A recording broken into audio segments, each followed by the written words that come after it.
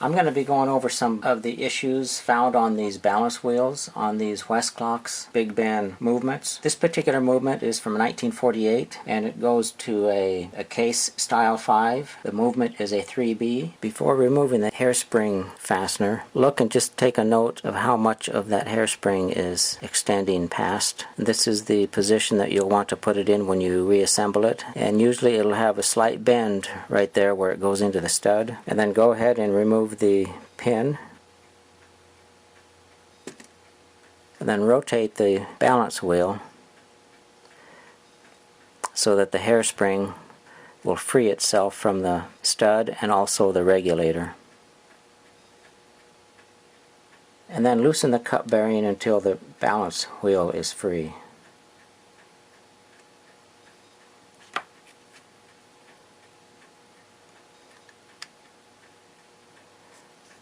We use this block here to support the balance wheel. Now we'll need to remove the hairspring. Prior to removing the hairspring, to make the reassembly easier, take a piece of paper and cut it so that you can measure the distance between the balance wheel itself and the hairspring collet.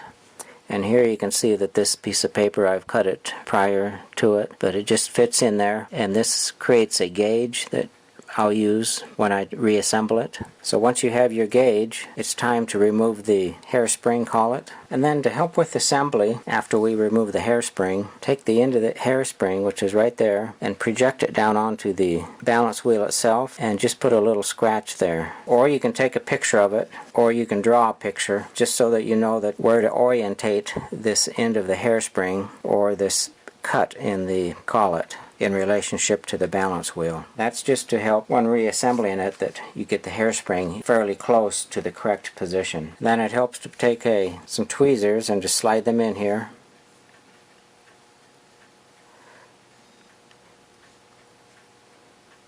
To hold the balance wheel.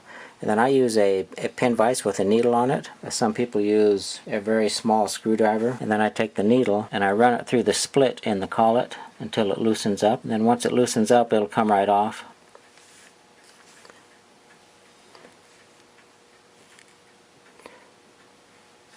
And then set this aside for later. Now we've got the balance without the hairspring. So the things to look for would be any corrosion on the balance wheel. If there's any corrosion, it'll cause a weight difference and we'll have to poise the balance wheel. I don't see any corrosion on this one here. No dirt. Under magnification, examine the balance staff pivots. They should be highly polished. Now the balance staff pivots on these Westclox Big Bends are cut at a 60-degree angle, and the bearing cup is cut at a 120 degrees angle. So what you end up with is the only surface of the balance pivot that is contacting the bearing surface is right at the very tip. And I'm going to go ahead and take this balance wheel and mount it up in the lathe, and then I'm going to polish the pivots. When polishing these pivots, I like using diamondite for polishing.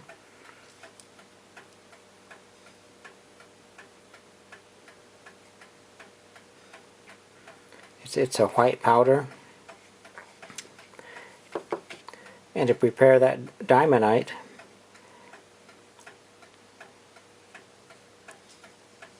just take a very small amount.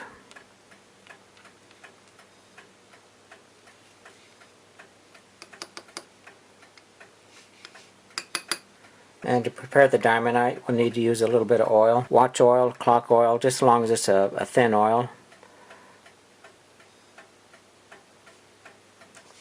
And then we just mix it with the oil.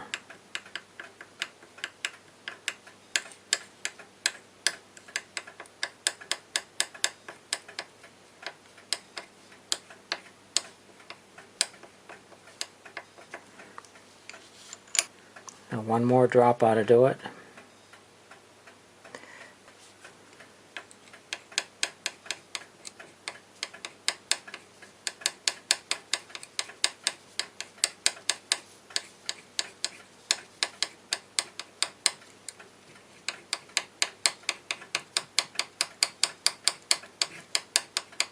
The pivots on these tabs are quite hard, and so it takes a pretty good abrasive to polish.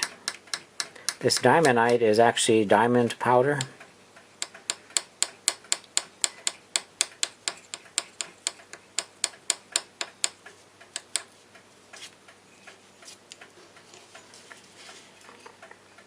These pivots don't look real bad. If they're real bad, I'll go ahead and first use an India stone on it.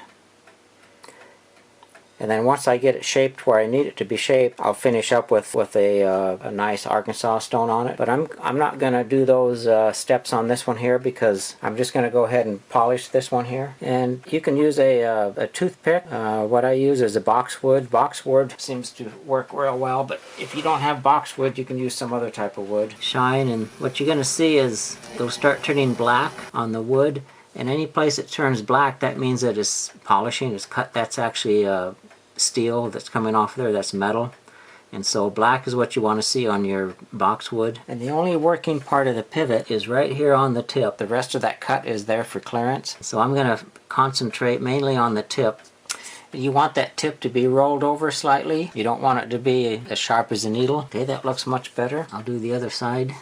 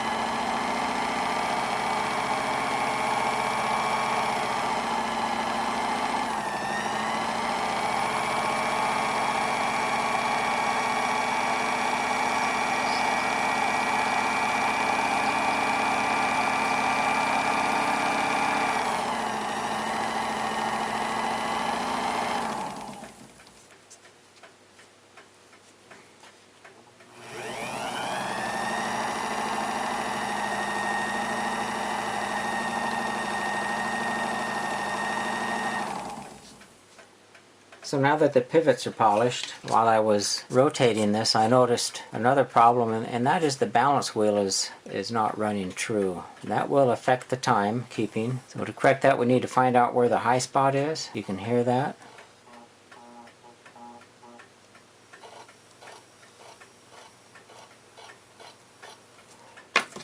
What we'll do is we'll mark that with a marker.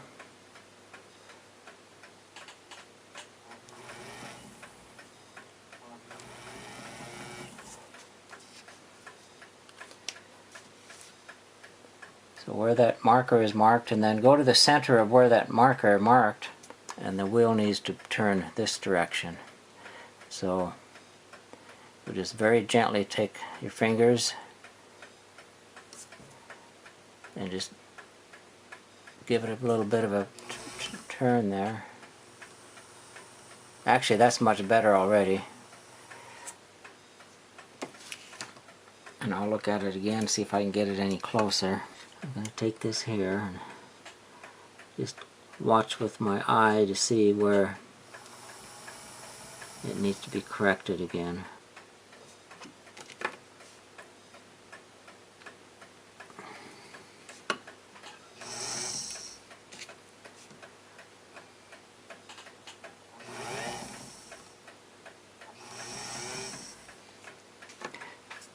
So I've got the balance wheel trued up. It's running on one plane now. So we're done on the lathe. Take this back over to the bench. These bearing cups in the movements that were made after World War II. They're very hard. They were made out of what you'd call an ultra-hard alloy steel. They were made out of material called armalloy, and that material was developed by the United States Army, and they used it in the armored vehicles. So the diamantine works real well polishing those harder parts. And we'll just put this boxwood in there. We'll just let that polish in there for a while.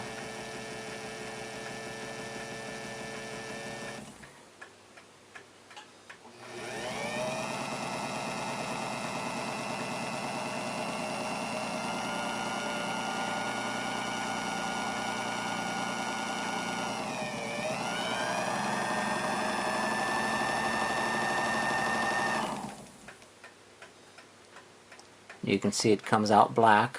We'll get some more on there.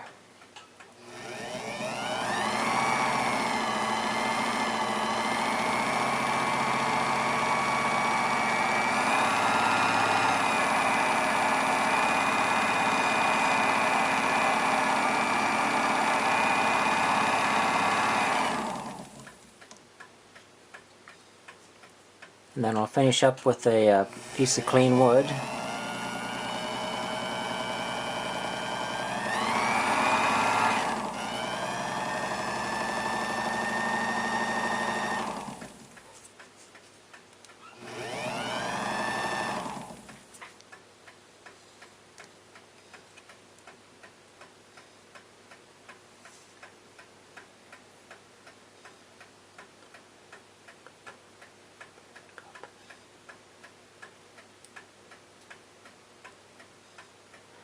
Okay, the cone bearing is all polished up. We'll clean it and put it back in the clock.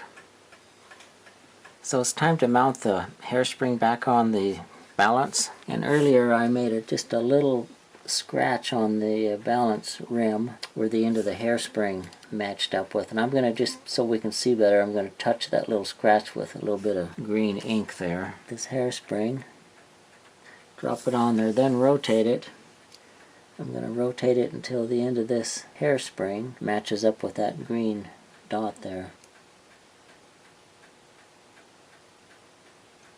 I can orientate this wheel to where the hairspring was going to be. That should be right about right. Press that on. I'll be using a staking tool.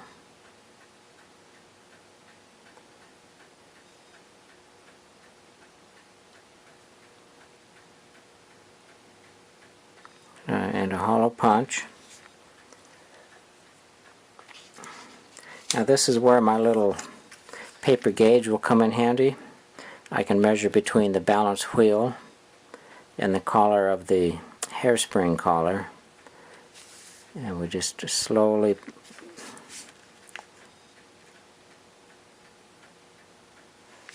push that hairspring on until it's right where that paper is, just a little bit more.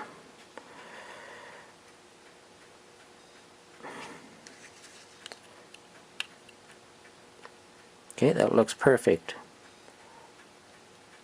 So now the balance wheel is ready to go back in the movement. On this model of movement, the cone bearing on this side of the plate is pressed in there, and so I rotated it a quarter of a turn, and that'll give a clean surface for the balance staff pivot to ride against. Then we'll install this cone bearing. The balance wheel, when I install these on this side, I take the regulator and then take the impulse pin and put it in the slot of the pallet, and I put the hairspring pivot in first, come to the cone bearing on this side, and just turn it in and trap that pivot in there.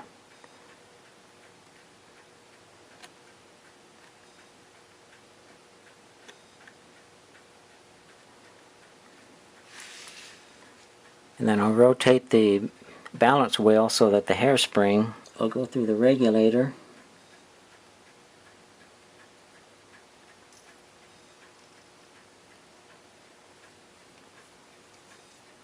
You might have to go under here and just touch the hairspring slightly.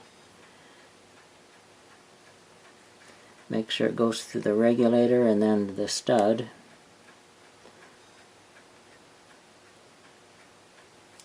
And the hairspring has a slight bend in it immediately where it leaves that stud and where the retaining wedge is, and you want to pin it in the same place as where it came out of.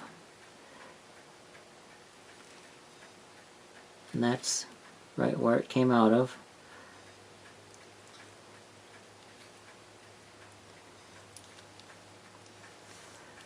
Then by moving the hairspring wedge, you get that hairspring so that it's parallel with the plates. And once the hairspring is pinned where it was when it was originally taken out, then we need to set the beat on it. You can do that with a small screwdriver and find the collet, the split in the collet, and we'll be putting the screwdriver in there and rotating the balance wheel at the same time. To set this in beat, there's 3 arms on the balance wheel. We've got one here and one over here, and that third one should be in line with the pallet fork arm when the balance wheel is at rest. And so just give the balance wheel a little bit of motion, let it come to rest.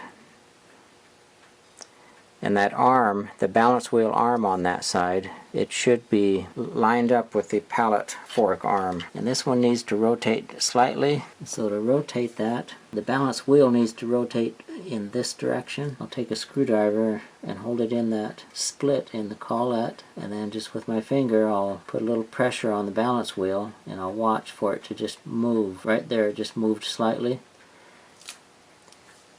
And then go back and give it a little bit of motion, let it come to rest. And right now it looks like it's in beat because the arm of that balance wheel is lining up with the arm on the pallet fork. I can give it a little bit of pressure on that center wheel and it should just take off and go.